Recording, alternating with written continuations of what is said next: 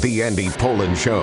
We got to go after this with everything we got, figuring they're going to come with everything they got. I'll start off by saying I'm bored, I'm broke, and I'm back. The Andy Poland Show on ESPN 630 starts right now. A little bit scratchy today, but we will power through. We'll make it through the 2 hours and hopefully find something that will interest you as we yak away. Joe Theismann making the rounds. He's promoting this tour that he's doing for the Commanders game, which is in Madrid this year. And he talked to Kay Adams about a variety of things, including, and Joey Sunshine does it again, made the comparison between Terry McLaurin and Jerry Rice, as only he can do.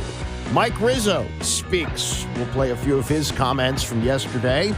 And Joe Buck showed up on the Dan Patrick Show yesterday with a very moving story about his dad who passed away, got to be 20 years ago, right? It was after 9/11, but not long after 9/11. So it's 23, 24 years ago, something like that. So we'll get to that and a whole bunch of other things. Mike Rizzo did text Barry's Verluga hours after he got the news that he and Davey Martinez were being fired. And, he basically gave it the old, we gave it a shot. We were here for 20 years. At least he was. He says, I navigated ownership for 20 years. And that was pretty much the extent of his comments. He did show up yesterday, though, for his final paid appearance on 106.7 The Fan, the Junkies. And I guess he's been a regular with them for years, doing once a week. And, he was pressed on the things that most of us want to know. Two big things. One, was it an ultimatum? Did ownership come to Mike Rizzo and say, either you fire Davey Martinez or you're both gone? He wouldn't answer that.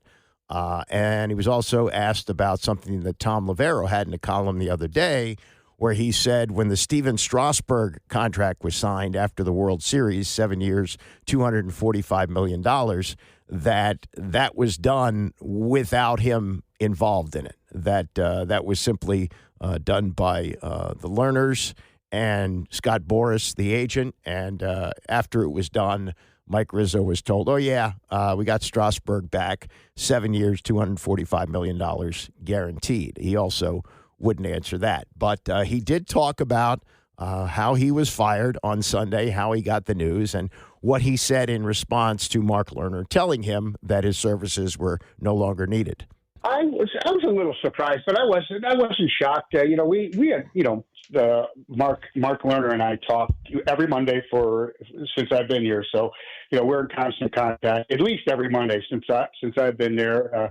And when Ted was here, it was Ted and Mark every Monday. So we have a pretty consistent communication throughout the season, and I don't think it was based on any one series. I don't think the Red Sox series pushed anybody over the edge, but I think that it was a little surprising just because of the timing. But when you have conversations with ownership and they make decisions and when you are in a point where you're struggling in the season and you're trying to make make everything right and play better baseball. It could happen. It could have happened at any time during the season. And I had told them when they sat down with me and the owner sat down with me and gave me the news. I said, I still believe I'm the best person to lead this organization to a championship. I still believe that. I still believe in the talent of this team. We've got a lot of good young players. We just don't match up with the big boys of the National League and the depth of good players. You know what I mean? I'll put out 3 or 4 or 5 young rookie type of players, young, service time players with any young players in the game. I know we matched up well against the Angels and the Tigers and those type of teams. And when you look at how we played, certainly at certain points during the season, we beat the Orioles 5 out of 6, I think, and as well as we played in the month of May was as bad as we played in the month of June. And I think that is just the epitome of a team that has 7 or 8 or 9 players that made their major league debut this year, and you've got a bunch of young players on the team, and it's they just don't have the experiences to be consistent enough and gone through it enough to be a consistent everyday winner. So that was Mike Rizzo, part of his appearance yesterday on 106.7 The Fan. I guess the most interesting thing that he said was he told Mark Lerner, I still believe I'm the best person to lead this team back to a championship. He won't get that opportunity. They are apparently going in a direction different from the way Mike Rizzo has done things, kind of old school, not necessarily relying on analytics the same as others. And they got a young guy, Mike DeBartolo, 41 years old, started out as an intern in the organization, went to Columbia Business School, so has a much different background than Rizzo has, and they go in a different direction. And we'll see how it works out. But the one thing he said, which I think is important, is that they do have some very good young players. And he did a good job in what he had to do. I mean, other organizations, maybe you do everything you can, you get Juan Soto re-signed, but okay, if he's got to go, he's got to go, and you bring in James Wood and Mackenzie Gore, both helped them win last night. Both of them are going to the All-Star game. So, those things were very much well accomplished by Mike Rizzo. The drafting and the developing of young talent, not so good. So as they get ready to make the number 1 pick of the draft over the weekend, they've got a different person in charge to do that. All right, to what Mike Florio said yesterday on Pro Football Talk after the alternate uniforms were revealed by the Commanders. They will wear them for 3 national games. 2 of them will be Sunday night games, and one of them will be the Christmas Day game against the Dallas Cowboys. They will have the November 2nd game against Seattle, the November 30th game against Denver, and the Christmas Day game against the Cowboys. And if you've seen the uniforms, the only thing that differs from the glory days of the 80s is that the helmet logo has not changed. Other than that, it's identical to what they had. They will have the W, but they have the striping down the middle of the helmet like they had before. The jerseys and the pants and the socks are just about identical. And the color burgundy is back, not the red that has marked the color scheme in the last few years. So they've got that. And what Mike Florio said on Pro Football Talk is worth a listen, although, his job is to throw things against the wall and hope some of them stick. But this was Florio yesterday on what he saw in the uniform change and what he thinks, and I think this is a stretch, but what he thinks might ultimately happen. It's everything but the logo. How do you not look at that and say it's just another trial balloon as they move toward possibly re-embracing the old name? Regardless of how you feel about the old name, I feel like they're in the process of tiptoeing toward going back to the old name, and they might do it at some point between now and, 2028. I don't know. Or maybe they do it in line with opening the new stadium. And it goes back to what I was saying earlier. If they get the president involved to break the logjam in D.C., or if the federal government takes over D.C., and they want help from the man in charge, and the man in charge wants the old name back, what are they going to do? Do you want your stadium in D.C.? If you do, you may have to bring back the old name. And oh, by the way, we're not all that upset about it because, people will buy the jerseys and people will buy the helmets, and there's heritage and there's this and there's that. And yeah, there's people who are going to be upset about it, but they can cry their liberal tears and move on, or whatever they'll say about it. And yes, I'm still going to not stick to sports. I did write that item yesterday on PFT that I'm not going to stick to sports. The feedback was interesting. Most of it was supportive. You can imagine how some of the emails that were not supportive went. I was going to read one of them, but it would have been more bleeps than words that actually would have made it past the censor. That's Mike Florio yesterday. That is something that creates chatter. I don't think it goes anywhere. What he's suggesting is the president of the United States, who said over the weekend that he would never have changed the name. That's not a surprising comment. But now he's, saber rattling. He wants to possibly take over New York. He wants to take over D.C. and, be the dictator here who says, well, if you want a stadium in D.C., I'm in charge now. You're going to have to change the name. Now, what Florio did say, and I think this is true, I think Josh Harris might say to the fan base, well, I did say that we were not going to change the name Commanders, but, we got to get this stadium built. We want to open it for 2030, and this is what we're up against. And the president of the United States controls the city, which I don't think is going to happen. And he's decrying that we must be called the Redskins if we're going to have a stadium built for us in Washington, D.C., even though the Commanders are paying, 3/4 of it? So I don't see it that way. The only other thing I could see with the uniform, and again, I don't think they're going to drop the name Commanders. I think Commanders is going to stay.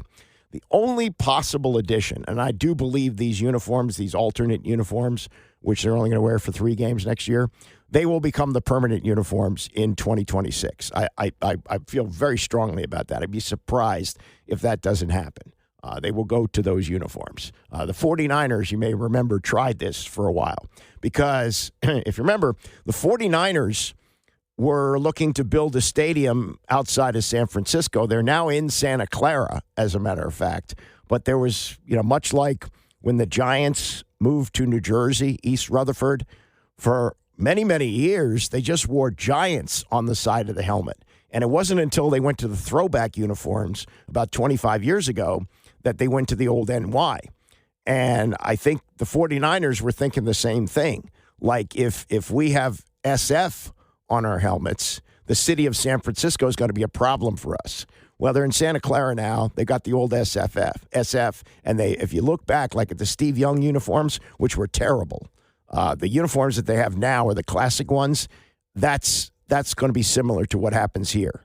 That we will have uniforms that look like what they have had in the past, with the exception of the helmet. The only other thing I could see with the helmet is that they put the feathers on the W. This happened in OTAs last year when Dan Quinn wore an unlicensed T-shirt that somebody had sent him with the W and the feathers hanging off it. And that created this huge sensation. And Dan Quinn, who talks to everybody and answers every question, didn't want to deal with that one. So that trial balloon deflated, and they stick with the W. But I just wonder, to pacify the fan base and also to have something new, that's going to be important. If you're going to bring back these throwback uniforms that will be worn for 3 games this year and make them the permanent uniforms in 2025, you got to have one more addition. I think a feather hanging off the W would work. You still call them the Commanders. They're not going to be called the Redskins, but you call them the Commanders. You have an ode to the days of when they were the Redskins without calling them the Redskins, and have a feather hanging off the W. I think that's quite possible. Joe Theismann making the rounds. He was on the Kay Adams podcast up in Adams, and she works hard. She gets people on.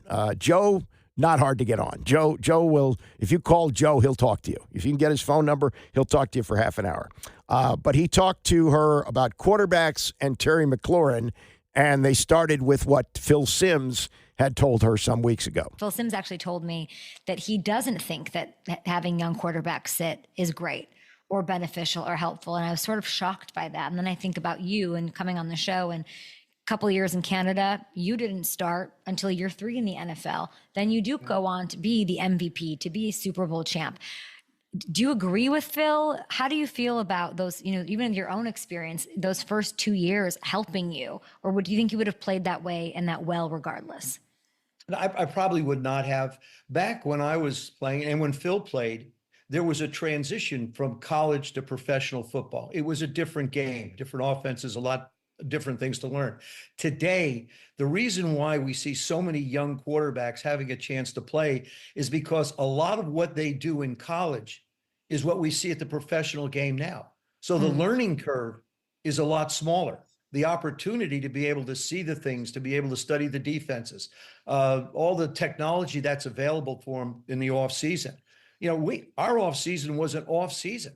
We didn't go, 24/7, 365 football like they do today. I mean, you had January, February, March, April, May. You had all those times off to work yourself if you wanted, but never like they do with coaches now. And even though there's a restriction on how much, which I don't understand, it's the only job in the world where people say, we don't want you to come to work on these particular days. We don't want you to get better. We don't want to help you to get better. I've yet to figure that out, to be honest with you. But that's the way the rules are set up. But I think the transition back when Phil and I played is different than it is today for the young quarterbacks.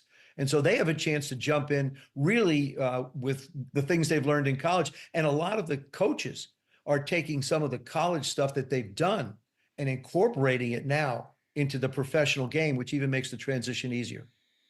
What don't you understand about the time off for them? Why not work on your profession? Why not get better? I mean, you don't take 6 months off doing your show. You lose an edge. I think you lose an edge, to be honest with you. I really do. Interesting. Especially quarterbacks, because, that time spent working on timing. I mean, I'm not saying you work every day, but there's periods of time where it would be good to be able to sit down with a coach. It would be able to get a better understanding of what's going on, especially now that you only have 3 preseason games and you have a limited amount of time in training camp. I think it's 17 days in training camp. Let's take the Cleveland Browns as an example. I know they're in the division of your Cincinnati Bengals, okay? So let's take the Cleveland Browns as an example. You have 4 quarterbacks, Kenny Pickett, Joe Flacco, Dylan Gabriel, and Shedeur Sanders. How much work do you really think that Dylan and Shedeur are going to get? You have to get Kenny ready. Joe will get a limited amount because he's been there so long, and he's like the Methuselah of football now. He's there. He's been there forever, and he does so many things, and he's a big plus to a football team. But how many reps do you think these young guys are going to get? And it places a tremendous premium on the decisions they make, the throws they make, their footwork. You don't have time to get better. And I'd say if you had an off season where they could be there now working on their game, you'd get a much better competition and product than just having a very short period of time to evaluate them. When you had those months off, did you work really hard? Did you take a break? I guess took a break. Yeah, I took a little bit of time off, but I used to go to Redskin Park. And by the way, you talked about, Dak Prescott being one of your sleepers as far as fantasy goes. And I think it makes a lot of sense. I mean, you're right. You look at the numbers that Dak has posted when he's healthy, and that's the big question. How big a difference is it going to make with George there? When's he going to blow up? I guess that's the only question in Dallas is when does Pickens go bonkers? I think that's the thing that you get curious about. But I used to take Jay Bernetti, who happens to be the equipment guy with the San Francisco 49ers. Jay Bird's still in the game. I used to go out in February with him. He would wear, this is a true story. He would wear gloves, scuba gloves. He would wear a stocking cap, and he would wear shorts. To this day, I don't know if he owns a long pair of pants, to be honest with you. But we would go out and I would throw. And I had my own little routine. I had my own little workout for an hour that I do 3 days a week. But I started in February to get ready for the season. And I just feel like the position is so complex and there's so many different aspects of it to be able to try and master part of it. You need as much time as you can. And I just don't think the young guys get the opportunity because of rules and regulations today to be able to do that. They're not coached as much. Well, Joe Theismann's story is interesting. He was a great quarterback at Notre Dame, one of the finalists for the Heisman Trophy. And he was drafted in the 4th round by the Miami Dolphins when he came out in 1971. And he decided, they got Bob Greasy there. So my chances of playing right away aren't great. And Greasy was young at that point. He was in his 20s, early 20s, maybe mid-20s. And so he went up to Canada. He played in Toronto for 3 years. And after playing in Toronto for 3 years, he thought, okay, I'm ready for the NFL, and so did George Allen. Now, George Allen already had Billy Kilmer and Sonny Jurgensen still playing. Sonny was close to 40 or was 40, and Billy was in his late 30s. And they thought, okay, we'll bring in Theismann, let him sit for a year or so, and he'll be the next quarterback. Well, as it turned out, Theismann sat for 3 full years, as Kay Adams pointed out. He didn't play quarterback barely at all, if at all, 1974. 1975, he was actually the third-string quarterback. Sonny retired, but Billy was the starter, and they had Randy Johnson as the backup. Then 1976, again, he was the backup to Billy Kilmer. It wasn't until 77 that he started, and he didn't start all the games. I think Kilmer got 2 or 3 starts that year. Finally, 1978, he became the full-time starter. So it was 3.5 years, really, before he got his opportunity to play. And I think that addresses how the game was different. One. 2, I think that his size may have worked against him early on. That nowadays you can have smaller quarterbacks. Those days, the feeling was you got to be like 6'1", 6'2", and I think he's barely 6 feet tall, maybe 5'11", 5'10". And the fact that he could run wasn't as big a deal because you didn't want your quarterbacks running. And you look at the game today, and a guy like Theismann comes along out of Notre Dame. He's playing in year 1. And probably is a first-round draft pick because of his speed. Now, George Allen did trade a first-rounder to Miami to get him in 1974. And he didn't help himself with his cockiness because they had, in those days, there was one of the first, if not the first, strike that the players ever had. So the veterans were missing in training camp. And since Theismann was not a veteran, considered a rookie, even though he'd been out of college 3 years, hadn't played a game in the NFL, he was their quarterback with what they called scab players. They were players who were not in the union, getting an opportunity in a training camp. Remember Kevin Kiley from the radio years ago? He was one of those guys with the New York Jets. And so Theismann played well in an exhibition game and said to reporters afterwards, well, my goal is to keep those 2 old men on the bench. The old men being Billy Kilmer and Sonny Jurgensen, who were out on strike. Kilmer called Jurgensen, and he said, "Did you see what this little pipsqueak said?" And they called him Theismann because that's really his name. The SID at Notre Dame changed it to Theismann when he was running for the Heisman Trophy. Anyway, they said, it doesn't matter which one of us plays as long as he doesn't. And Theismann didn't. He wound up returning punts when they had an injury there. And then finally became a full-time starter in 78 and really didn't, I don't think, missed a game until he broke his leg in 1985 and won a Super Bowl, played in another, and was the league MVP along the way. So waiting clearly helped him, and he had a great career. Not quite a Hall of Fame career, but a great career. Meantime, he sells sunshine. And this was Theismann talking to Kay Adams about Terry McLaurin and the rumors with him still not signed to a contract extension that they might trade him. That would be a major problem for all of us that appreciate what the Commanders have done, what Terry has done. Terry's a dear friend. He's just a great young man, a great leader. And, you talk about intangibles. His intangibles and his value to this football team are even more outweighed, I should say, than his talent, which we know is extreme. He needs to be paid. He needs to be paid right away. We need to put this issue behind us as a football team. He is one of the leaders, and he's a guy that you can always count on. You can always count on him in practice. You can always count on him in a game. He's faster than people think. To me, he sort of fits into that Jerry Rice category where, he's not a burner. He doesn't get all the publicity. He doesn't get all the hype, but he's as good as anybody that plays this game. I would put him up against anybody that plays wide receiver in the National Football League. I don't care who it is. I don't care how fast you are. I don't care how tough you think you are. He encompasses it all. And from my perspective, that's a deal that must get done and must get done soon.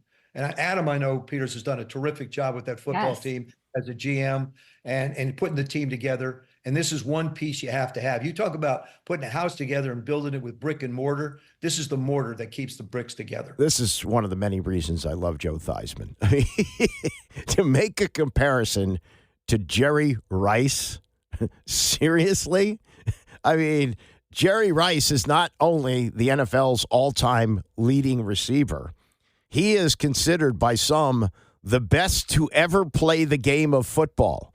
Now, maybe that's changed a little bit with Tom Brady racking up 7 Super Bowl championships, but it wasn't that many years ago, and Brady had been in the league a long time at that point. There was a poll done, and Rice wound up number 1. Terry McLaurin, God love him. No, Joe, I wouldn't take him over any other receiver in the league. I wouldn't take him over Justin Jefferson. Wouldn't do it. He's been great for this team. He's finally gotten a quarterback, and he had a career year, but he's going to be 30 years old, and he is not the explosive receiver that Justin Jefferson is or some of the other, top players in the league. He's just not. But he does great work, obviously, with Jaden Daniels, and they've got great chemistry, and the veteran-young player relationship is very good, and on and off the field, nobody has represented this organization better than Terry McLaurin. I grant you that. But Joey Sunshine, pump your brakes. Pump your brakes. You can't just see through burgundy and gold-colored glasses all the time. I remember this, and this is when he was doing radio back when we started the sports station in 1992, back on the 570 days. And the way they worked it out was that Theismann would come on every day during the football season, and he was good about that. They had the morning show hosts, and they paid him, and he came on, and he gave you full Theismann. But Art Monk had broken that season, the 92 season, had broken the Steve Largent record for most receptions. It was whatever it was. However, and I think he finished with like 940 or something. Rice has got close to 1,600. So he just about lapped him on that. But Theismann said, and at that point, Rice was maybe 75, 100 catches behind him. Wasn't that much. And Theismann said, I think that Art Monk's reception record is never going to be broken. Nah, it's been broken a bunch of times, and Monk is probably down around 12 or maybe as low as 15 now. But that's the kind of things that Theismann does, and you love him for it. You just love him for it.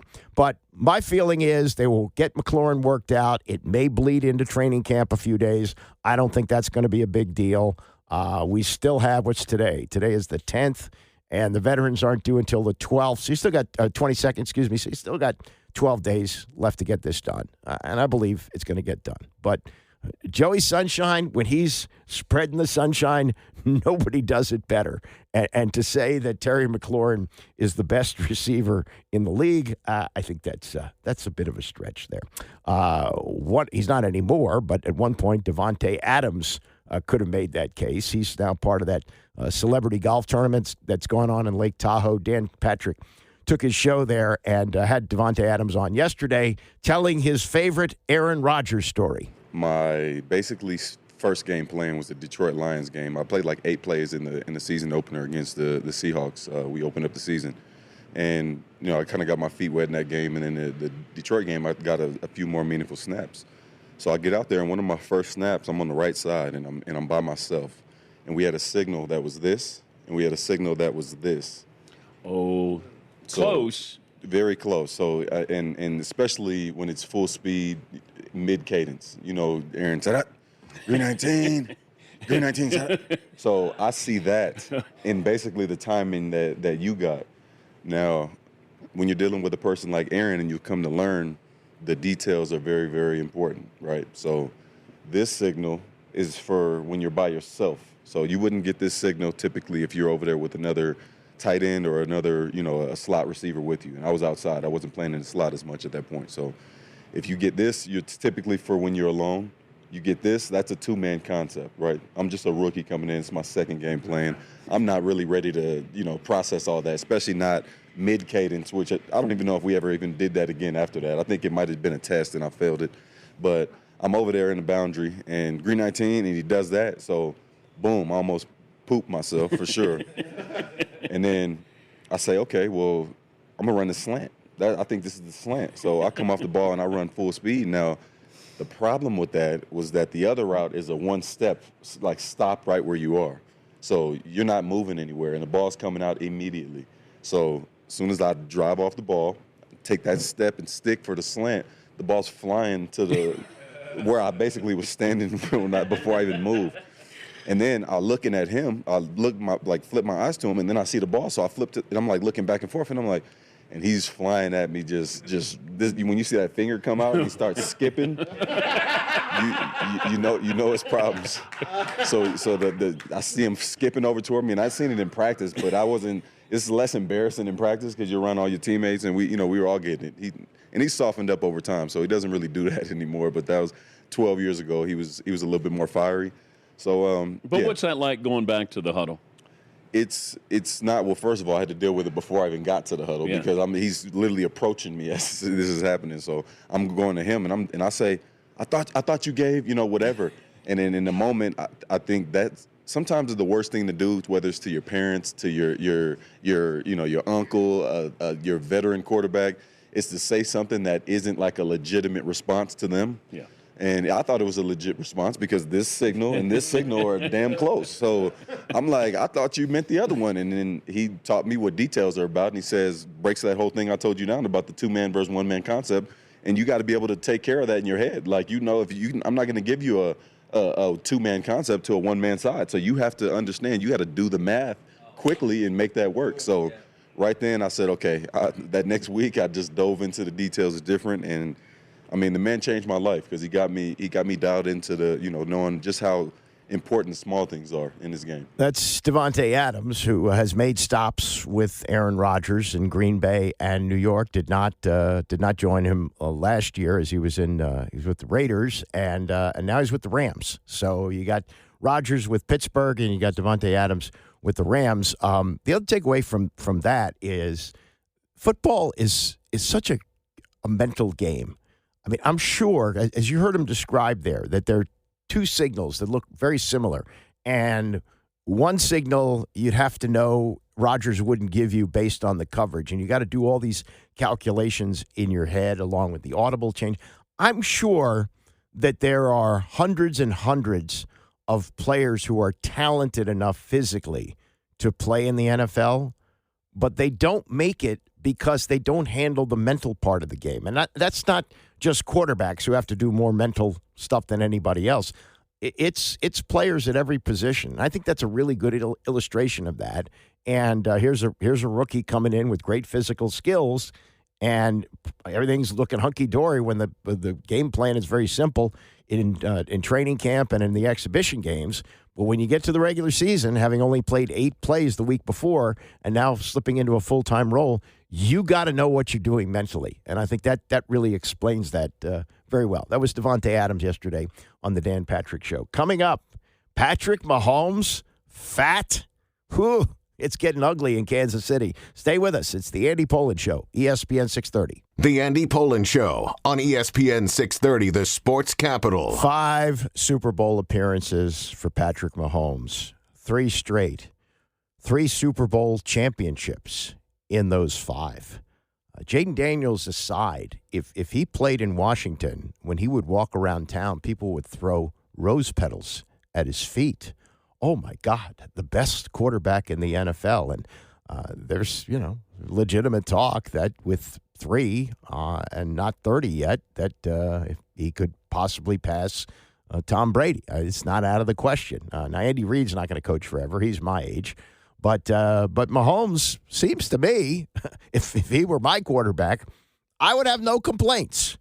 But when you do this kind of work, this sports radio work, you can't just sit around all day and say, wow, he's great, he's great. You got to have something to say. So there's a radio host in Kansas City. His name is Kevin Keitzman. He works for KCMO. I don't think that's a sports station. I think that's just a general talk station. But Kevin Keitzman did something that would absolutely be unthinkable here. He took a look at a July 4th picture of Patrick Mahomes partying, looked like on a boat with his shirt off. And this is where Kevin Keitzman went for the quarterback who is, even with Len Dawson in the Hall of Fame, the greatest quarterback the Chiefs have ever had. And even what is now at the halfway point or even less of his career, he's tracking to be one of the greatest of all time. Certainly top 10, and maybe before it's over, top 5. maybe top 3. Who knows? But this was Kevin Keitzman on KCMO this week, unleashing this. He's an embarrassment. You're a $500 million quarterback. You've made all these comments in the offseason that we're going to do our talking on the field. We got our butts kicked in the Super Bowl. We're coming back with a vengeance. Dude, you're fat. Your belly would be fat at my pool, hanging out with us, 60-year-olds, okay? My skin's flabbier than yours. I get it. Stop. Stop the fast food. Do a sit-up. Do something. Yeah, I'm sure he's worked out and strengthened his arm, and he's done all kinds of different things, quarterback things, but there's no training to this man. I don't understand it. He's not a kid anymore. You can't just run through your NFL career eating Taco Bell all the time and door dashing fried chicken, which he loves, from that one place over in Leawood where he gets it all the time. It's time, dude. It's time. And this going to camp and getting in shape is like 1970s baseball. Nobody does that anymore. That's not how it works at the highest level. And I only do this as a precaution because I love the guy. He's an enormous talent. But I cannot stand it when I see somebody just sit back on their talent and not be the best that they are. Now, this is a giant exaggeration, okay? John Daly was a golfer that won a couple of majors. He ate like crap. He smoked. He drank. He was an absolute pig and still is to this day. His talent was so good that it's carried him through life and he's won golf tournaments. That's no way to do it. What could he have been if he tried harder? Again, John Daly's an extreme exaggeration compared to Patrick Mahomes, who's got a wonderful family, loves his kids, is a good person, all of these things. I can't believe that this guy's on page 6 of the New York Post or People Magazine or TMZ on vacation with his family with his dad bod. I mean, I just can't believe it. He knows they're going to get his picture, and he knows they're going to post it, and he's made jokes about it. It's not a weight thing for me. It's not. It's a core thing. It's a muscle thing. Again, do some crunches, do some sit-ups. You've got a $500 million contract. It's your job. Well, okay. So that's Kevin Keitzman on KCMO in Kansas City. He even put an exclamation mark on his fat-shaming speech. If you haven't seen the picture, I'm just reporting to you right now, he's done nothing but eat and drink this offseason. That's done. There's no question. No debate on that one. But he's been known to come to camp and lose some weight. I'm sure he will at camp. They got nutritionists. They'll, if he asks, monitor my food, prep my meals, get this thing just right. Let's go lose 15 pounds, whatever it is. I just don't understand it. I don't understand it. Okay. Well, maybe you can understand what the trainer that Patrick Mahomes has said. His name is Bobby Stroop, and he put out on Twitter to Kevin Keitzman, send me your location. You obviously need attention. If you want to see what shape he's in, go make it through a practice at training camp or run hurry up, scrambling back on back-to-back plays. You don't have a clue. It's not a look, it's performance. And I would use this as the biggest pushback on what Kevin Keitzman has said. Now, look, it's low-hanging fruit. I would say that Patrick Mahomes is the most famous person in Kansas City. Everybody knows who Patrick Mahomes is. And nationally, too, he's done a gazillion commercials. He's done incredibly well. So you take a picture like that in the middle of summer, camps aren't going on, games aren't going on, and throw it out there and get some attention, which Kevin Keitzman did. Mission accomplished. But here's the biggest thing that Kevin Keitzman needs to understand here. The best ability is availability. And Patrick Mahomes has played 8 years in the NFL. The first year, he made only one start because Alex Smith played that whole season. The second year started a run of 7 straight years as the starting quarterback for the Kansas City Chiefs. Do you know how many games he has missed in that 7-year period? Not many. Mahomes missed 2 in 2019. I think that was when he hurt his knee. He missed 1 in 2020, and he's missed 1 in each of the last 2 years, which I believe, I should probably look this up, but I believe both those games that he missed were games where the Chiefs had everything clinched. Like, they didn't need to win the game, so they were resting him up for the playoffs. So in 7 years, he's missed 5 games, and maybe 3 of them mattered. That's what matters here. And frankly, and I spend a lot of time in gyms, I see some people who are just destroying themselves in workouts. I mean, really working hard. Some of them have dad bods like me. You know, I try to exercise every day. I'm not a workout maniac, but, you know, I like to walk. I like to ride my bike, and I like to work out on the step mill at the gym. At this point in my life, you know, I'm 30 plus years older, 35 years older than Patrick Mahomes. I get that. So, you know, no matter how much I did, I wouldn't lose this dad bod. I'm talking about younger people too. It's just the way they're built. And he happens to have a body that isn't necessarily cut, but you're going to argue with his ability to show up and play games and get them to 5 Super Bowls and win 3 of them? Seriously? Has it come to that in Kansas City where you're that dissatisfied with it? And I think you look at all the great quarterbacks. You know, Tom Brady looks really svelte now and was when he played, but there are some pictures of him on the beach when he was playing, and it wasn't cut. His deal was flexibility. You know, he wanted to stay on the field. Nobody studied this kind of thing harder than Tom Brady. And if you compare Brady's body with Mahomes, now maybe he was 10 years older when these pictures showed up, but it's not that different. Okay, he's got a little bit of flab on his gut. So what? You know, really. Now I know it's a different era, but Sonny Jurgensen had a pot belly when he played. His teams didn't win a lot. That wasn't his fault. He was a terrific player, great passer. If you want to go the other way, you know what the concern was here last year? Oh, Jaden Daniels is too skinny. He's going to get hurt all the time. Well, he didn't. He weighed 210, I think, at the combine. Probably played around there, 205, 210. Didn't seem to bother him. I mean, you can't win.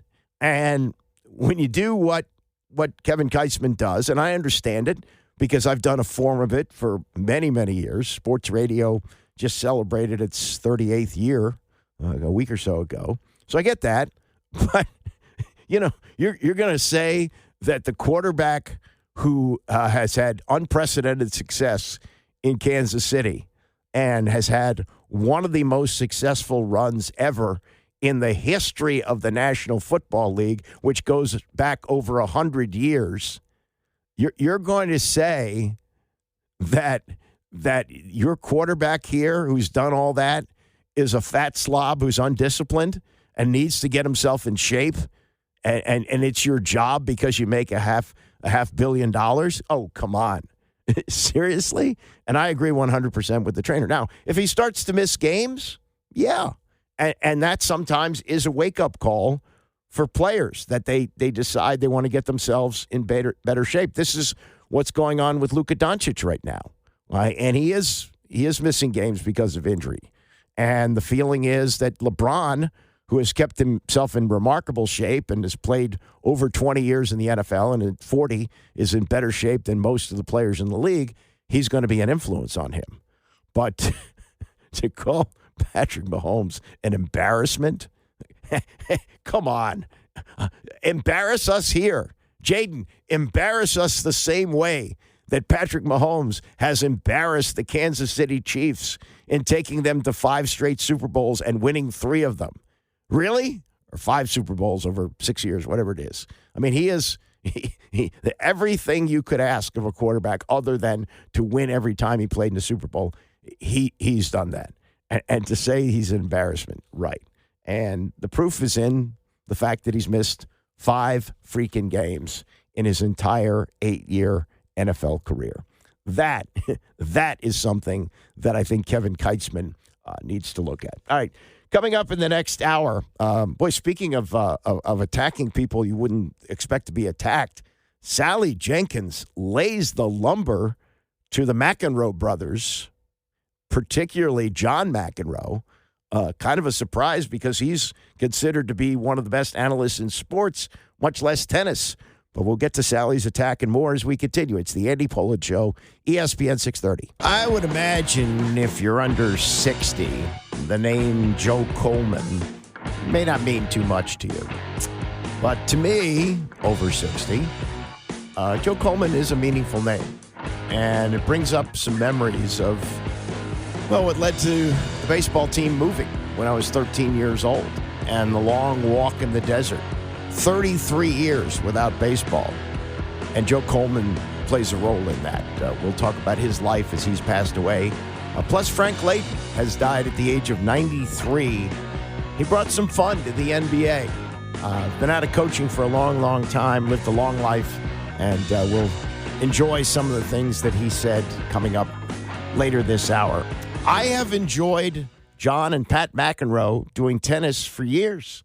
I thought not only are they really great at doing tennis, that they're just great at broadcasting sports. And, you know, maybe McEnroe being a big-time Knicks fan, maybe he might want to do the NBA. And I thought it was pretty well known, not known because this is an opinion, but I thought the prevailing opinion was that, yeah, John McEnroe, he's great. I mean, he does everything in tennis. He's always at these events.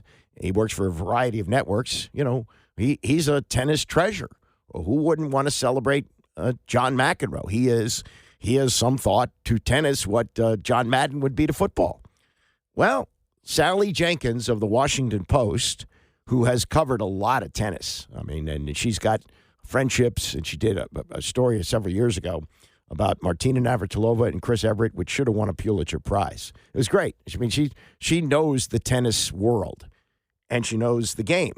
And she apparently knows that John McEnroe and his brother stink. Patrick McEnroe, John McEnroe, flip a coin. They both suck. Now, one was a much better tennis player than the other. One is one of the greatest of all time. The other was a journeyman tennis player, but they both played on the professional tour.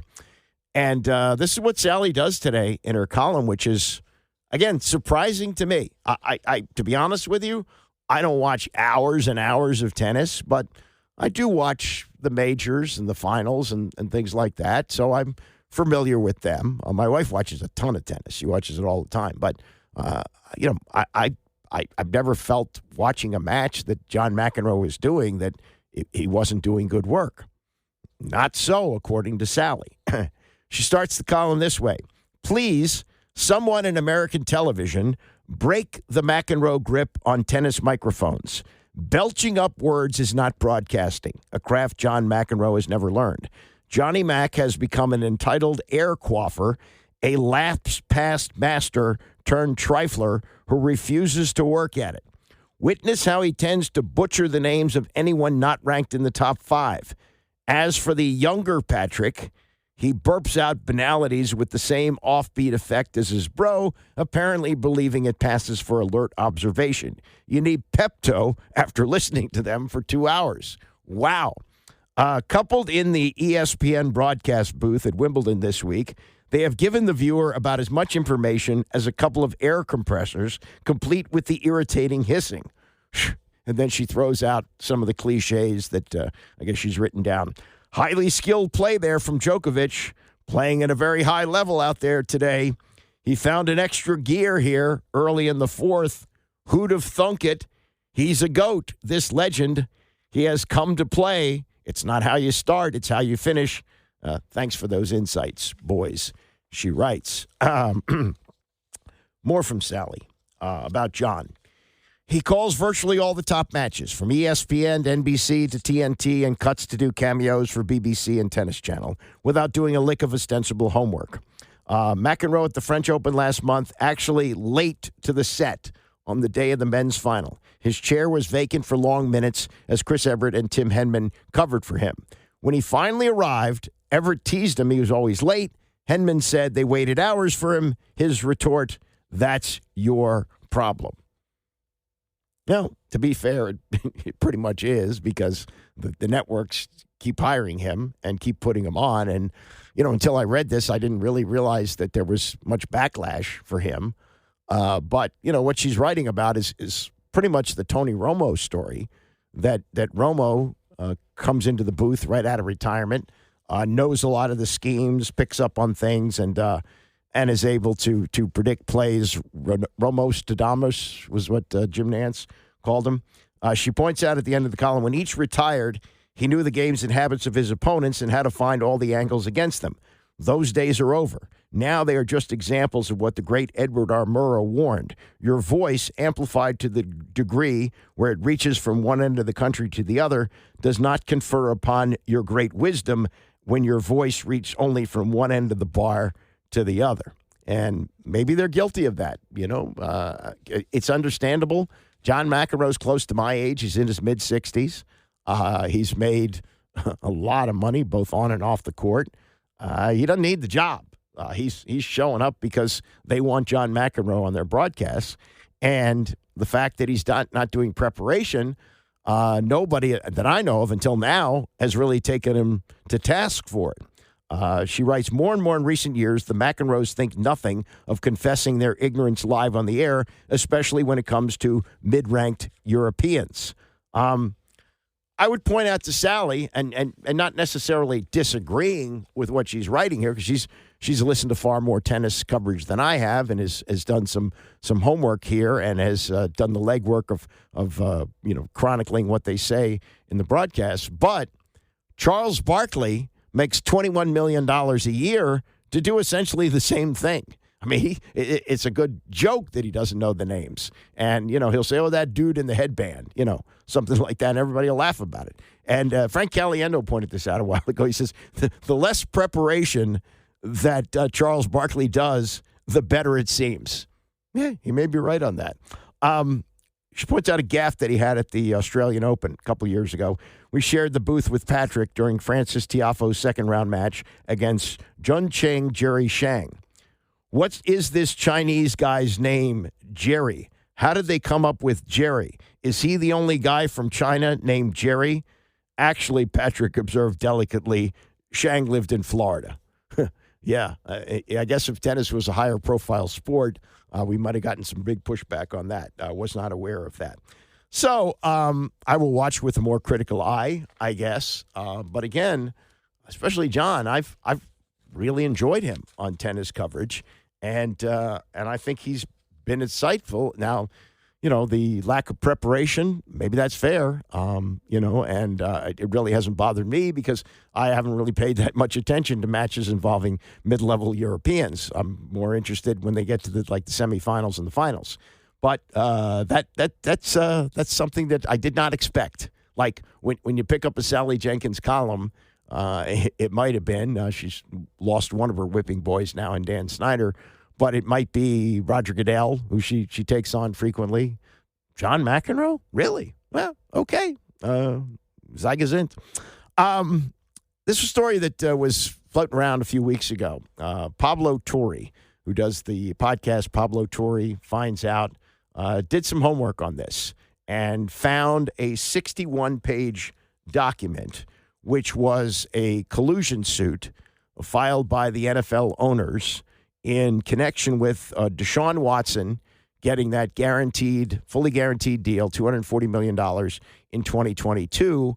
And since then, no quarterback has gotten a fully guaranteed deal in that neighborhood.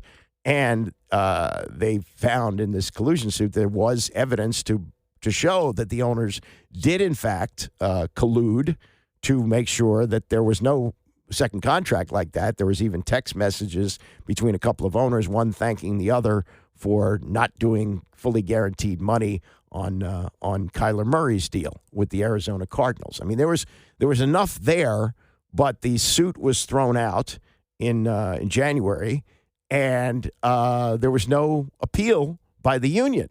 And it seemed curious in that they had all this evidence. The judge said they had evidence, but they didn't appeal the decision because there was something going on with the Players Association that they didn't want the rank and file to find out about it.